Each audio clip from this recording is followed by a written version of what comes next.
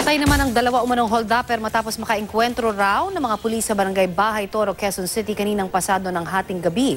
Nangyari ang barilan ilang sandali lang matapos daw mambiktima ng mga suspect. Balitang hatid ni Jay Sabale.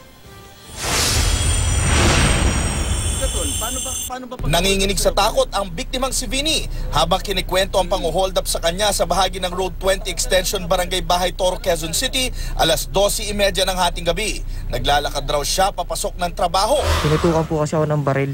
Hindi ko na po nashock na po talaga. Hindi ko na po talaga alam mangyayari. Kala ko po binigay ko na lang po. Hindi na po pumalag.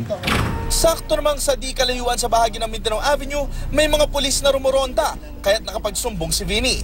Naituro niya kung saang direksyon nagtungo ang mga sospek. Nung sisitahin na ng ating kapulisan pagbaba, bigla na lang po namotok.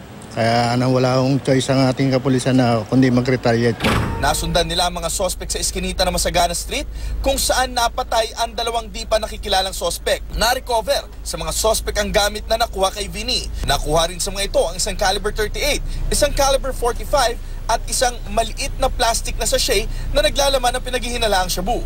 Matinding trauma naman ang nararanasan ni Vinny dahil sa pangyayari. Kaya mo pa bang pumasok ng gabi? Hindi ko pa po sure. Hindi ko na po alam.